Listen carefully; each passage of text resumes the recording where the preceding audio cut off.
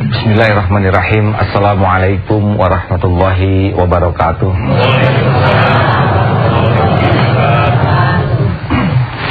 Alhamdulillahi rabbil alamin. Allahumma salli wa sallim wa barik ala Muhammad wa ala alihi wa ashabihi ajma'in. Segala puja puji total segala-galanya hanyalah milik Allah. Walaupun sampai habis kita memuji Allah dengan semua kata-kata yang kita miliki, pasti tidak ada apa-apanya dibanding dengan keagungan dan kebesaran Allah yang sesungguhnya. Dialah Allah yang maha agung, yang menciptakan kita hidup sebentar di dunia ini. Dan Dia sudah memberikan perangkat di hati kita untuk milih mau baik mau jelek. Dan Allah sudah memberikan jalan yang harus kita tempuh untuk meraih kebahagiaan di dunia dan kemuliaan di akhirat. Terserah, kita bukan binatang, binatang tidak punya pilihan. Kita bukan setan, setan juga sudah nasibnya begitu, bagian jahat. Kita bukan malaikat, kita manusia. Fa'alhamaha fujuraha wa taqwaha. Sudah diilhamkan, mau taat, mau fasik, mau berbuat jelek silahkan. Nah, salah satu di antara perintah Allah adalah sholat. Kalau kita rindu ketentraman, rindu ketenangan, ketenangan itu nggak bisa diperoleh yang hakiki kecuali dengan satu-satunya jalan. Kalau kita simak janji Allah dalam surat Al-Mu'minun ayat 1, A'udzubillahi minasyaitonirrajim, bismillahirrahmanirrahim.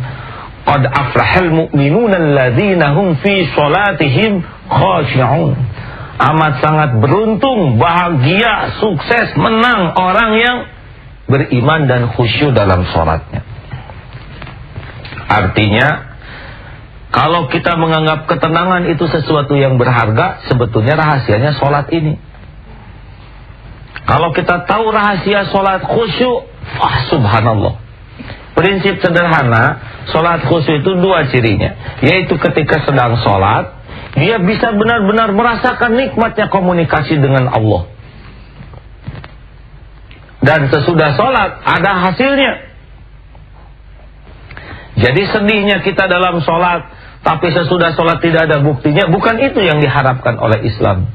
Inna sholata tanha 'anil fahsya'i wal munkar. Sesungguhnya sholat itu bisa membuat kita tercegah dari perbuatan keji dan mungkar. Ada satu penafsir yang mengatakan bahwa akhlak itu udah standar seluruh dunia. Hanya akhlak yang dibawa oleh Rasulullah itu membuat standarnya jauh lebih tinggi. Di Eskimo, dimanapun yang belum mengenal agama, belum mengenal Islam, tahu mencuri itu jelek, bohong itu jelek. Nah inilah fahsya katanya, bahwa itu keburukan menurut nurani. Tapi kalau mungkar, kejelekan yang melanggar aturan Allah Subhanahu wa ta'ala. Nah para pemirsa yang budiman, jadi ahli sholat yang baik, misalkan sholat ini ya, kalau kita bisa mengetahui syaratnya sholat baik itu atau ilmunya. Karena nggak ada naik mobil itu stres kalau nggak tahu ilmunya. Sekarang sayang, kita sholat nggak tahu ilmunya. Allahu Akbar. Sudah belum ya Al-Fatihah? Malah nanya, dia mikir, tapi dia sudah ruku tuh. Berarti udah Allahu Akbar. Kita mah resep makanan bertambah hafalannya, lagu bertambah, apalagi yang bertambah di kantor, wah ensiklopedi macam-macam sekian bahasa, tapi sholat nggak ngerti artinya. Sekarang kita baca puisi nggak ngerti dan nggak akan sedih, kurumuy godoblak, dah nggak menarik. Kita banyak melakukan sholat nggak ngerti. Nah makanya kalau kita tahu rahasianya sholat yang baik, subhanallah, itu cash hadiahnya adalah bersih. Maaf, tenang. Alhamdulillahilladzi anzalas sakinata fi qulubil mu'minin. Segala puji bagi Allah yang memberikan sakinah, ketenangan bagi orang yang beriman. Jadi kalau sholatnya baik, aduh enak, hati itu akan tenang. Kenapa? Karena janji Allah akan diberikan sakinah. Yang kedua, kalau orang ahli sholat, dia bakal menyebut nama Allah. Kalau sholatnya baik, Allahu Akbar, Allah maha besar. Segala sesuatu selain Allah nggak ada apa-apanya. Yang kita takuti manusia, besok lusa juga mati. Asalnya setetes sperma, ujungnya jadi bangkai kemana-mana. Kan begitu ya? Siapa manusia? Mana yang kita takuti? Mati, semuanya mati. Segagah apapun mati. Kita sama-sama nunggu mati. Ya, yang ngebom, yang dibom mati dua-duanya. Hakim, saudara terdakwa divonis hukuman mati. Tok, tok, tok. Kata malaikat, nah kamu juga udah divonis, kan begitu. Tapi silakan saja Pak Hakim ya, jangan terganggu oleh ceramah ini. Siapa? Kalau orang nyebut Allahu Akbar, dunia ini kecil, harta ini kecil, ancaman ini kecil. Orang yang gemar menyebut nama Allah, ala bidzikrillah tatma'innul qulub. Tenang. Ketika ruku, subhana rabbiyal azim, maha suci engkau ya Allah, yang maha agung. Manusia mah nggak ada apa-apanya. Ketika sujud, perut, kening, lutut, telapak kaki bersujud. Ini yang bikin kita sombong. Tempat naruh mahkota, tempat petantang-petenteng. Dalam Islam sujud sama dengan telapak kaki, sama dengan telapak kaki kucing juga. Nggak ada apa-apanya. Kita berasal dari tanah, ini dekat ke tanah. Makanya orang-orang yang sholatnya khusyuk mah nggak sempat sombong. Sombong tuh capek, Bu. Petantang-petenteng tuh capek. Pengen dihargai tuh capek. Pengen dipuji tuh capek. Yang nikmat, yang tawadu. Makanya orang yang banyak menyebut nama Allah dengan hati yang tulus, nikmat hidup ini. Dan orang yang sholatnya khusyuk kan ngerti bacaan. Dan dalam bacaan itu ada janji-janji Allah. Optimis Allah akan mengabulkan doanya. Contohnya ketika sholat, fa inna ma'al usri yusran, inna ma'al usri yusra. Sesungguhnya sama kesulitan itu ada kemudahan. Ini sudah janji Allah, nggak mungkin meleset. La yukallibullahu nafsan illa wus'aha. Allah tidak akan membebani seseorang kecuali sesuai dengan kesanggupannya. Pasti ada jalan keluar. Semangat. Jadi kalau sholat itu mengerti seperti yang paham janji-janji Allah, optimis menghadapi hidup ini. Apa sih yang ditakuti dalam hidup ini? Paling top kita kan mati ya. Maaf, sudah mati lagi ya. Sampai ada yang mengatakan ini malah tuh satu-satunya mubalik yang paling sering ngomong mati. Ya udah bakal mati ya. Alhamdulillah di rumah sudah disiapkan, Bu, kain kafan. Kalau ada yang mau pinjam silakan. Kadang-kadang saya juga lagi tidur sambil pakai kafan lihat-lihat. Saya nanya ke istri, "Mama mau pakai duluan?" Misalkan, itu zolim ya. Tapi guru-guru saya di kamarnya itu ada nisan. Boleh Bapak juga ya, ruang tamu gitu nisan. Saya jangan kasih nama ya. Ibu bapak yang budiman, para pemirsa di rumah. Jadi subhanallah, kalau sholat kita khusyuk, apa sih yang kita takutkan dalam hidup ini? Musibah terbesar tuh kita nggak punya iman. Dunia mah dari dulu di sini begini aja, giliran kita hidup. Ya, mau kemana? Mati kita ya, sudah mati lagi. Betul. Maka jangan pernah takut mati, kita nih lagi nunggu mati. Mau kemana lagi? Mau dibawa kemana? Siapa yang kaya di antara yang hadir? Para pemirsa, siapa yang kaya? Maaf, gak dibawa. Demi Allah, sok punya rumah segede apapun, masuk peti paling top. Silakan punya tanah dimanapun, gak akan lihat, nggak. Mau kemana? Cuman ngaku-ngaku. Udah ngaku-ngaku petantang-petenteng. Mau kemana? Makanya gak akan tenang dengan dunia ini. Dunia itu hanya bagian dari jasad kita. Qalbu ala bizikrillah tatma'innul qulub. Hanya dengan ingat akrab dengan Allah, hidup ini akan tenang. Maka maaf-maaf saja, pakai pel penenang sehebat apapun nggak akan tenang. Punya rumah yang indah makin tegang. Punya mobil bagus takut tergores. Wah, pusing. Yang paling tenang adalah orang yang paling dekat dengan Allah. Di antaranya sholat yang khusyuk ya. Allahu Akbar. Bismillahirrahmanirrahim. Ya Allah, dengan menyebut namamu, wahai yang maha pengasih, wahai yang maha penyayang, Alhamdulillahi Rabbil Alamin. Segala puja dan puji hanyalah milik-Mu ya Allah. Hilang kita pengen dipuji. Ar-Rahmanir Rahim. Wahai yang Maha Pengasih, Penyayang. Orang yang berkhianat kepadamu pun Kau jamin, apalagi orang-orang yang taat kepadamu. Maliki yaumiddin. Wahai penguasa hari akhir, semua bertekuk lutut dalam genggaman Allah. Iyyaka na'budu wa iyyaka nasta'in. Ya Allah, hamba hanya kepadamu mempersembahkan segalanya, dan hanya kepadamu memohon pertolongan. Enggak ada yang selain Allah yang bisa menolong. Ihdinas siratal mustaqim. Tunjukkan ya Allah, tunjukkan jalan yang lurus.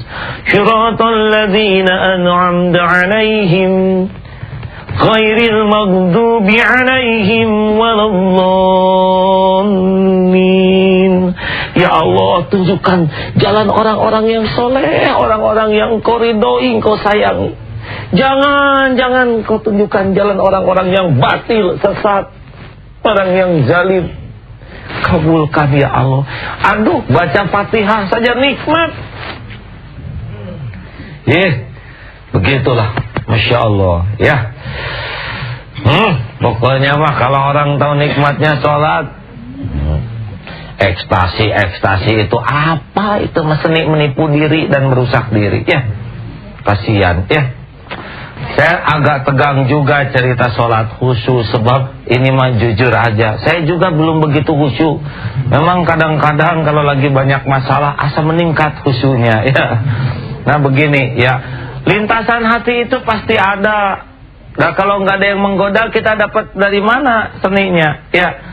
Yang namanya khusyuk itu bukan tidak ingat apa-apa. Buktinya Rasulullah ketika sholat ada yang menangis bayi, dipercepat sholatnya karena khawatir ibunya resah.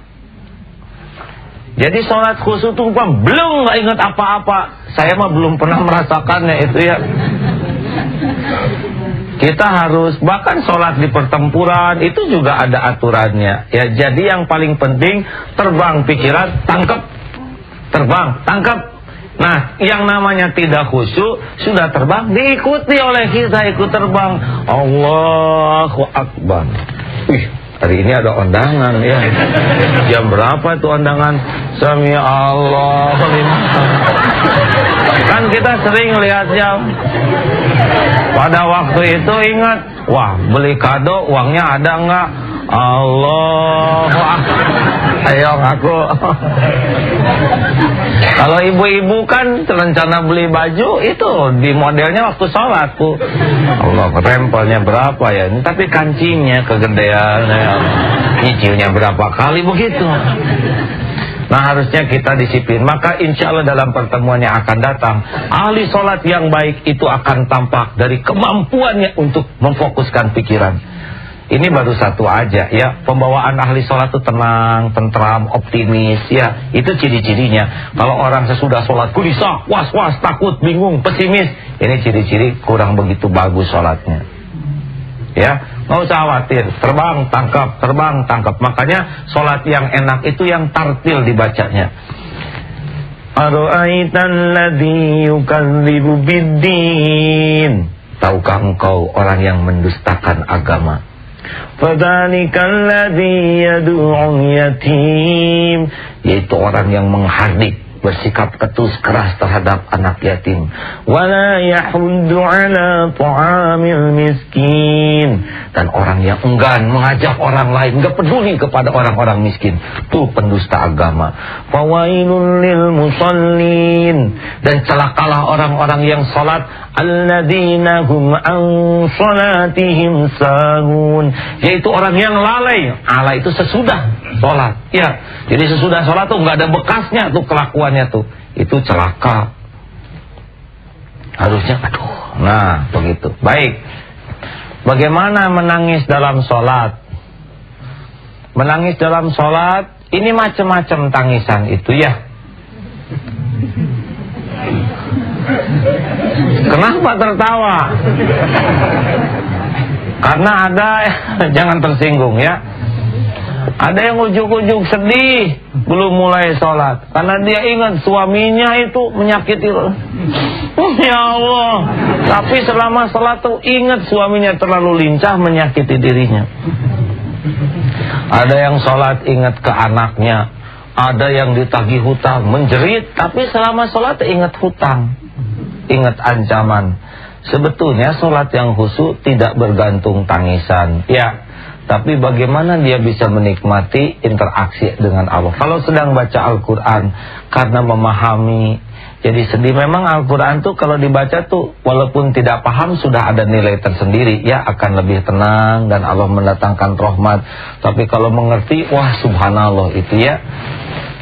Kalau tangisan itu benar-benar kita jaga, tidak jadi ria, ya. Karena ada yang nangis lihat orang lain tidak nangis. Ya Allah, tidak ada satupun yang lembut hatinya seperti saya. Orang lain membatu semuanya. Nah, itu juga jadi ujub, ya. Atau sudah nangis, udah hilang sedihnya, tapi takut nggak ketahuan sedih. Dipaksa-paksa, itu juga jelek. Banyak bahayanya, apalagi nangis sholat berjamaah. Kadang-kadang kita menyisakan air mata supaya orang lain tahu kita sholatnya menangis. Ini juga ria, ya. Makanya kalau khusyuk betul-betul tidak harus orang lain tahu kehusyuan kita. Yang paling penting sesudah sholat makin produktif kita berbuat kebaikan. Tenang, mantap pribadi kita tuh, ya. Orang yang khusyuk mah bukan pada sholatnya saja khusyuk tuh, tapi sesudah sholat dia bisa menenangkan orang lain, wajahnya lebih jernih, sikapnya lebih arif, tutur katanya lebih bijak. Itu orang yang sholatnya khusyuk. Walaupun belum begitu menangis dalam sholat, nggak ada masalah. Tapi bukti sesudah sholatnya. Sekarang menangis dalam sholat, sesudah selesai sholat, kalian ini ngaco, mengganggu mama. Mama lagi sedih-sedih, jadi hilang sedihnya. Dan hati-hati juga kalau sudah sholat kita sukses, kadang-kadang kita ingin orang lain tahu bagaimana ya Ustadz itu tentang hukum sholat witir, ya. Saya itu kan tiap malam tahajud, ya. Kemudian tapi tanpa kita sadari kita tuh berbau pengumuman. Tapi kita nggak boleh menganggap orang lain ria. Ini ria, buruk sangka, dosa lagi. Husnudon kita mah, ya. Mungkin dia sedang mengolah kata-kata terbaik tapi belum ketemu. Jangan ikut campur terhadap niat orang lain. Yang jelas kita harus tanya kepada niat sendiri. Ini manajemen qalbu loh, ya. Serba salah, ya, kalau tidak hati-hati. Nah, para pemirsa yang budiman, di Indonesia ini sekarang sudah semakin banyak orang yang sholat. Kita bersyukur. Tetapi ingat, sholat yang khusyuk tidak hanya pada waktu sholatnya saja. Ketika kita mengucapkan Assalamualaikum warahmatullah, itu doa, ya Allah semoga memberikan keselamatan bagi umat sekitar kita. Artinya kita benar-benar menjaminkan diri, nih saya seorang yang tidak akan menzolimi kiri kanan saya. Inna sholata tanha 'anil fahsya'i wal munkar. Jadi orang yang sholatnya khusyuk tuh lihat, dia makin menjaga diri dari perbuatan apapun yang bisa mengecewakan, menyakiti dan menzolimi orang lain. Itu khusyuk sholatnya, insya Allah. Jadi kalau kita merasa sholatnya khusyuk, sudah sedih dan sebagainya, tapi aktif terus menyakiti, berarti ada masalah dengan ibadahnya. Percayalah Bu, Allah tuh senang lihat kita sholat khusyuk, tapi Allah jauh lebih senang interaksi kita dengan manusia, lebih manfaat. Sebagai penutup, ada sebuah kisah dalam sebuah buku, ceritanya begini. Ini hanya sebuah cerita. Ada orang yang soleh gitu, tiba-tiba melihat cahaya. Ini sekedar cerita, ya, tapi ada hikmahnya. Dia melihat cahaya di kamarnya. Apa ini? Ternyata ada malaikat. Malaikat sedang memperlihatkan catatan orang-orang yang dicintai Allah. Wah, dilihat, tapi kok namanya saya nggak ada. Kenapa? Oh, berarti saya tidak layak digolongkan orang yang mencintai Allah. Padahal saya sudah merasa mencintai Allah. Kalau gitu, saya mau mencintai manusia aja sekarang. Dia tekad berkhidmat mencintai manusia karena Allah. Besoknya ada lagi malaikat itu dengan tulisannya. Ternyata nama dia sekarang tulisan yang paling atas. Ketika dia, kenapa sekarang ada di sini? Ya, karena ciri-ciri orang yang mencintai Allah adalah mencintai hamba-hamba Allah lainnya. Ini sebuah kisah cerita saja, tapi ini bisa kita simak hikmahnya. Jadi pecinta Allah tidak cukup dengan menangis bersembunyi di mihrab. Kita harus buktikan mana karya kita terhadap kasih sayang kita kepada manusia. Kita nggak bisa egois nikmat dengan Allah. Allah menciptakan kita campur dengan manusia. Rasulullah campur dengan manusia. Maka ciri orang yang ahli ibadah tidak bisa dilihat di masjid. Lihat aktivitasnya produktif, kebaikan di masyarakat. Kalau kita merasa belum khusyuk dalam sholat kita susah khusyuk, maka kompensasinya berbuat kebaikan sebanyak mungkin. Ya Allah, aduh, khusyuk rada susah. Saya sudah berjuang. Pokoknya kompensasinya, ya Allah, saya berbuat baik setiap waktu. Mudah-mudahan nanti oleh Allah dikombinasikan. Ya, ada yang membimbing kita, sholat kita makin tenang. Tambah lagi, insya Allah oleh Allah diberikan ketentraman. Itulah ciri orang-orang yang khusyuk dalam sholatnya. Para pemirsa yang budiman, khusyuk bukan sesuatu yang mustahil. Ya, khusyuk adalah bagian yang sangat manusiawi sekali. Dan Allah tidak menuntut kita melakukan sesuatu yang tidak bisa kita lakukan. Nilai terpentingnya adalah bagaimana kita bersungguh-sungguh untuk melakukan yang terbaik kepada Allah.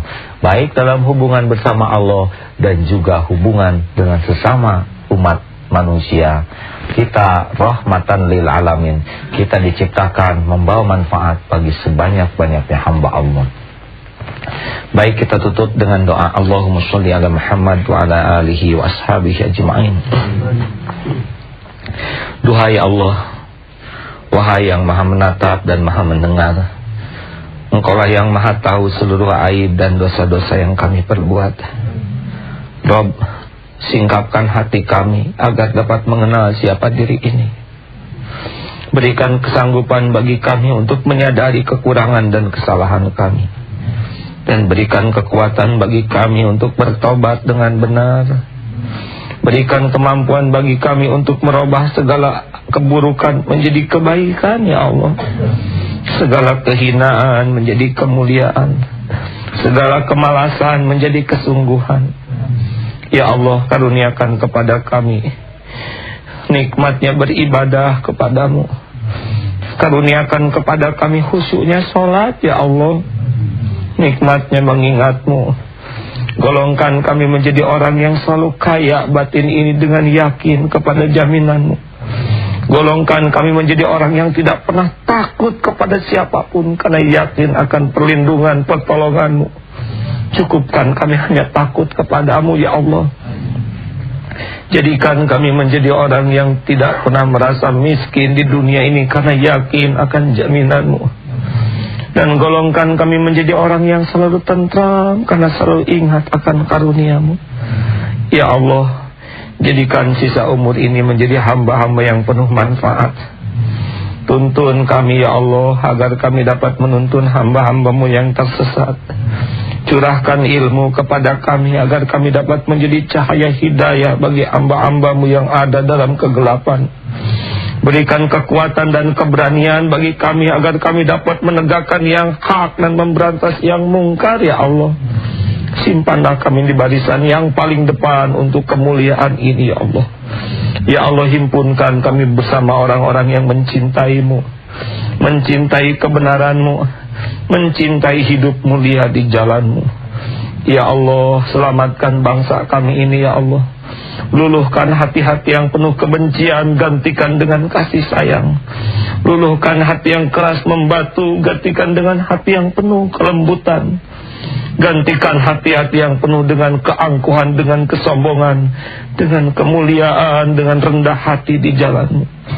Ya Allah, karuniakan kepada kami para pemimpin yang ahli ibadah, para pemimpin yang ahli sujud, para pemimpin yang dapat mengajak kami bersujud, para pemimpin yang dapat memberantas orang-orang yang mengkhianatimu dengan cara yang mulia. Rabbana atina fid dunya hasanah wa fil akhirati hasanah wa qina adzabannar. Alhamdulillah. Alhamdulillah. Saudara-saudaraku, para pemirsa yang budiman di seluruh bumi Nusantara ini, Tampaknya tipis harapan kita untuk merasakan hidup indah dan bahagia. Kalau kening kita tidak pernah merasakan nikmat bersujud kepada Allah. Kita hanya sekedar makhluk yang esok lusa mungkin sudah tiada. Marilah kita perbaiki sholat kita, dan kita buktikan ahli sholat dengan akhlak yang terbaik dan hidup penuh manfaat bagi hamba-hamba Allah lainnya. Walhamdulillahirabbil alamin. Wassalamualaikum warahmatullahi wabarakatuh.